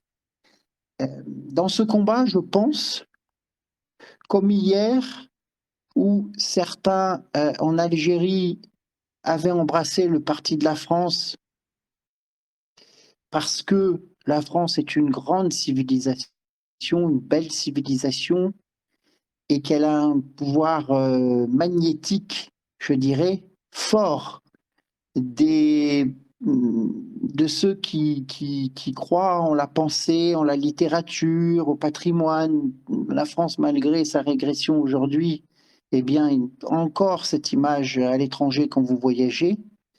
Je pense qu'à l'égal de ceux qui se sont engagés avec la France contre le FLN et contre cette indépendance de l'Algérie, eh bien, nous aurons, dans ce combat de reconquête et de rétablissement de la France, eh bien, des populations qui sont issues de l'immigration et qui embrasseront notre combat, et ce sera les harkis de demain que nous traiterons mieux que De Gaulle et les Gaullards, eh bien, ont traité les harkis d'hier. Maintenant, il ne faut pas se faire d'illusions, ça ne sera pas le plus grand nombre, bien évidemment, mais voilà. Arrêt total de l'immigration aujourd'hui et inversion des flux migratoires. Et inversion des flux migratoires, y compris d'une immigration européenne, quand ces populations déplacées ne respectent pas la France et les Français et se livrent à des crimes ou des délits. Merci Yvan Benedetti de votre réponse. J'ajouterai quelque chose également, mais avant cela, je veux entendre Bruno Héroux, puisque la question lui a été posée aussi. Avez-vous quelque chose à rajouter, monsieur Héroux? La question de Vincent me fait penser à cette petite blague qui dit que lorsque la France et l'Algérie ont divorcé, c'est la France qui a eu la garde des enfants. Effectivement, Vincent le soulignait, l'Algérie a obtenu son indépendance, pas par la guerre, puisque nos soldats l'ont gagnée, Et d'ailleurs, c'est remarquable, notre armée à l'époque, dans les années 60, a gagné une guerre contre le terrorisme. C'est historique et c'est trop peu valorisé par notre système antinational. Mais il faut honorer la mémoire des gens qui sont morts pour cette belle cause. Donc l'Algérie a été offerte aux musulmans communistes du FLN par les politiques et par les Gaulards, je connaissais pas le terme, comme l'a très bien dit Yvan.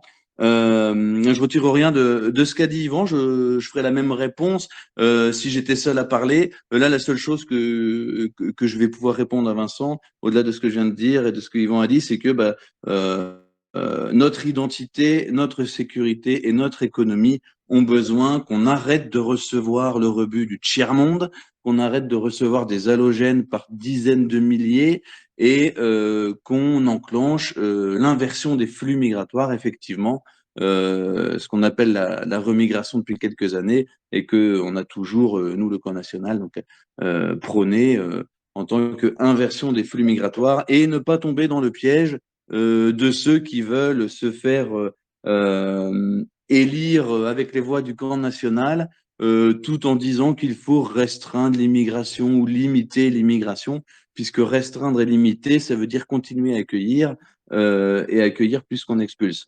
Donc, inversion des flux migratoires, arrêt de la propagande antinationale sur ce qu'on a fait à nos anciennes colonies, et ce sera un très bon début, et on s'en portera bien mieux, que ce soit en termes d'identité, en termes de sécurité ou même en termes économiques, ce qui n'est pas négligeable. Je rajouterai à tout ce qui a été dit, en conservant tout ce qui a été dit, parce que je suis entièrement d'accord, sur le fait d'inverser les flux migratoires et cetera, qu'il ne faut pas se contenter, parce que la question était sur l'Algérie, la Tunisie, le Maroc et cetera. Il ne faut pas se contenter du Maghreb. Il faut aussi s'interroger sur, l'Albanie, sur, la Turquie, sur, la Tchétchénie et cetera. Puisque nous avons en France quand même le luxe d'avoir, tous les islams, réunis. Nous n'avons pas qu'une forme d'islam, nous les avons toutes. Et il faut les combattre. Je déplore d'ailleurs qu'il n'y ait pas de livre qui s'appellerait «Les islams de France», qui expliquerait tout ça. Parce que nous faisons cohabiter, déjà les pires musulmans qui soient, soyons honnêtes, hein, les plus stupides, et en plus des islams qui ne sont pas compatibles entre eux et qui se font la guerre. Il faut tout simplement interdire, non pas que l'Algérie, mais tous ces pays que je viens de citer. Tous les pays, d'obédience musulmane, il faut leur dire non. Et vous savez, même un Français de souche qui se convertit à l'islam devient tout aussi con, devient tout aussi abruti que n'importe quel étranger, du Maghreb. Le problème, au-delà d'être, racial, au-delà d'être ethnique, est également culturel. Et c'est pour cela qu'il faut combattre cette population, combattre ces diasporas, les renvoyer chez elles et interdire le culte musulman, puisque le culte musulman émane de ces populations-là et que si, nous le maintenons, notre population deviendra tout aussi médiocre que la leur. Et c'est pour cela que je tenais à préciser qu'il faut s'intéresser à ce cas-là. Mais malheureusement, il n'y a pas, d'écrit qui parlerait, de cette multitude, d'islam qu'on a en France et on met un peu tout dans le même panier, ce qui est un peu dommage parce qu'on a quand même le luxe d'avoir les pires versions de toutes les régions du monde. Il y a assez peu de continents qui peuvent, se vanter de ça. Écoutez, je ne sais pas si vous avez encore des oui, le retourne un petit peu, ça m'étonnerait. S'il y a encore une question, n'hésitez pas à la poser. Je pense qu'il y en aura pas spécialement parce qu'on a été assez exhaustif et on en a répondu à certaines. Donc je vous propose, chers messieurs, de conclure l'émission. Je vous remercie déjà Bruno Hyrou, secrétaire général du Parti de la France, pour être venu une nouvelle fois dans notre émission. Eh bien, merci pour l'invitation. J'invite tous nos auditeurs dans leur prière du soir et du matin et à leur messe de dimanche à bien penser à Lola dans leur prière. Maintenant qu'elle a connu le pire sur terre, qu'elle puisse connaître la joie de la béatitude éternelle au ciel. Bien évidemment, nous pensons à Lola, cette émission lui est dédiée et cette émission rend aussi hommage à Karine Ménard qui était, candidate pour le Parti de la France à des élections législatives et sénatoriales, qui est décédée il y a quelques jours. Elle s'est donné la mort et nous pensons et nous prions aussi, pour elle. Et je remercie également Yvan Benedetti qui nous a fait la joie d'être intervenu ce soir par ses brillantes, prises de parole, en espérant vous y revoir. Merci beaucoup Yvan Benedetti. Ah ben, merci de l'invitation. Et vous voyez, quand je parlais de désespoir, et je pense à cette pauvre Karine Ménard qui s'est laissée submerger par la souffrance. C'est ce qui nous guette. Le nationalisme est un bon antidote à tout cela. Donc, merci de votre invitation et je reviendrai euh, aussi souvent que vous voudriez m'inviter, quoi. Je penserai à vous pour une future émission, ne vous inquiétez pas pour cela. Je rappelle, comme, ceux qui étaient là au tout début, que dimanche prochain à 15 heures sort, l'émission L'entretien avec Epona de Jean-Marie Le Pen. Je vous invite à être au rendez-vous. J'ai personnellement, tourné l'émission en question et Jean-Marie Le Pen, très brillant, il est toujours en parfaite santé et ce, avec ses 94 ans et nous sommes, très heureux de cela. Il a toujours toute sa tête et il est toujours aussi brillant dans ses interventions. Soyez prêts à être sur la chaîne YouTube du Parti de la France dimanche 15 heures. En tout cas, je vous remercie, chers auditeurs, d'avoir été là jusque-là. La semaine prochaine, nous aurons de nouveau une émission, parce que vous le savez, c'est tous les jeudis à 21 heures sans exception. Et je remercie chaleureusement également mes deux invités qui ont été exceptionnels ce soir. Merci à vous. Merci, excellente bonne soirée. Yvon, au plaisir. Ça fait chaud au cœur de pouvoir partager une émission. Comment? À très bientôt, les cœurs. À très bientôt, émission disponible en rediffusion directement sur le canal du Parti de la France et dès demain sur notre chaîne YouTube. Allez, au revoir tout le monde.